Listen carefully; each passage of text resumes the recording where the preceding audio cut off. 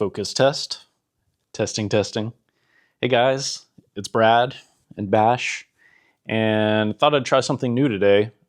Something I've thought about for a long time, which is the sort of strange position of a visual artist where you are putting your work forward, you're putting your output into the world as your face, essentially.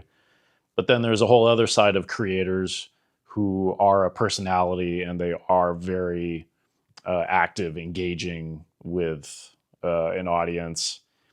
And then there's other people that just their whole thing is just talking to the camera and sharing their insights into life as a creator. And it's not something that I do a whole lot of yet, but I often feel the impulse to share things without all of the back end work of fancy video editing, getting the lighting and the shots right. So it's the irony, I guess, is that we can spend days, weeks, months, years developing artwork. And then once we're done, no one sees it until we take those several additional steps to document and share and promote and market these things. And that can be pretty exhausting.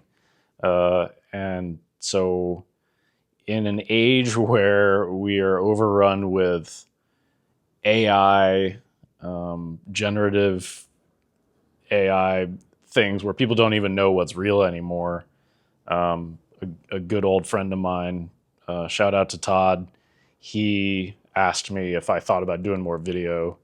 And in fact, I had. And also shout out to Joshua Clay, wonderful artist who worked also on Winchester Mystery House pinball machine with me. He recently put out a video sharing a personal interest of his, which was different from his usual output, and putting his face forward is it's a big move for a lot of people. I'm lucky that I have any sort of following at all.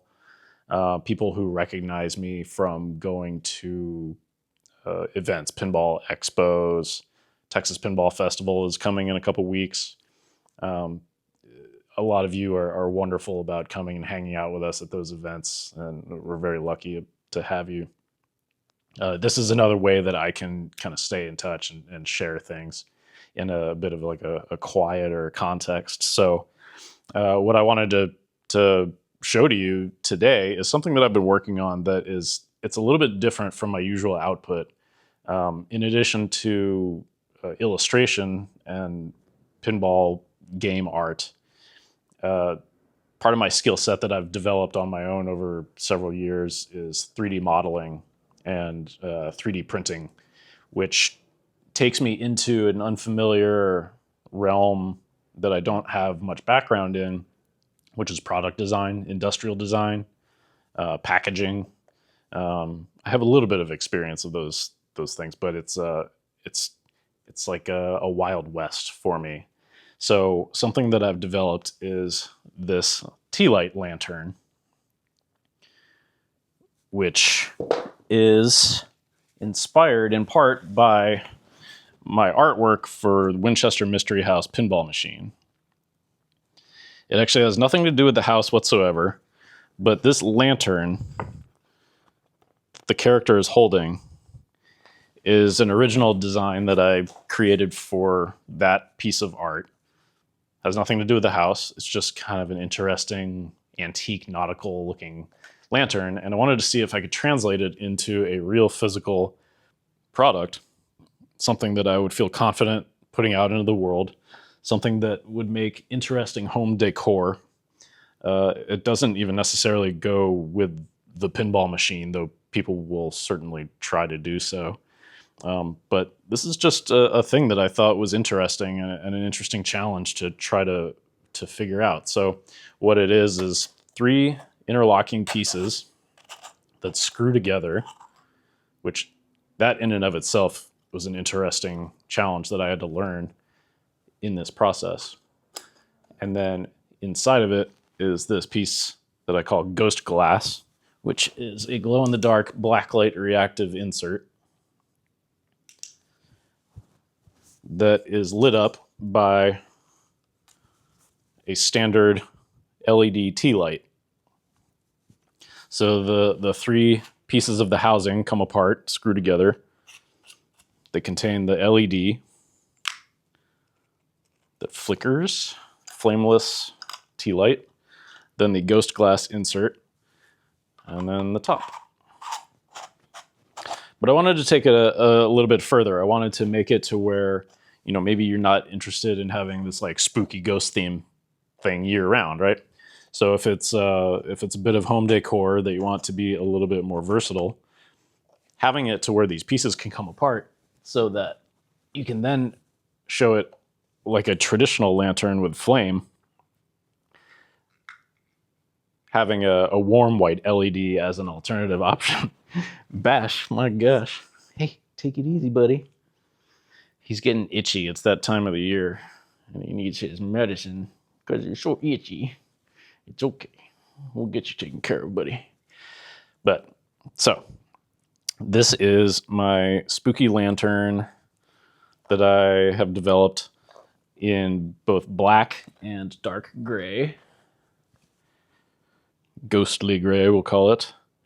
And it comes in these two configurations, or you can choose which way you want to have it. So that's something that I've spent quite a bit of time on the side, and I don't even know, how to properly market something along those lines. It's not directly pinball related. It's not directly illustration related, but it's a curiosity that I had, and in lieu of fancy video editing, showing the process and the production and all of those things, which I probably still should do, I wanted to try just sitting down and talking about it and sharing it in video this way. So I think we're going to try to do this more often. I have a lot of thoughts about what it means to be a creator in this particular strange time with generative AI. It's the context of being a visual artist is perhaps stranger than it's ever been. And it's a strange existential position that we find ourselves in. And it'll be really interesting to see what the next few years bring for being an artist, for being a commercial artist and a graphic designer, and someone that works in industries that are very technological and but also consumer facing as an entertainment property. So anyway, thank you for watching. Thank you for following along as I ramble and do this raw, unfiltered, face to the camera. We'll see how it goes doing more of these. Maybe the background will change. Maybe the lighting will change. Maybe I'll work in some editing. I don't know. I like editing, but sometimes it's a lot when you're just trying to get through your list of tasks for the day and the week. But I think it's worthwhile. And yeah, we'll keep at it. Thanks, guys.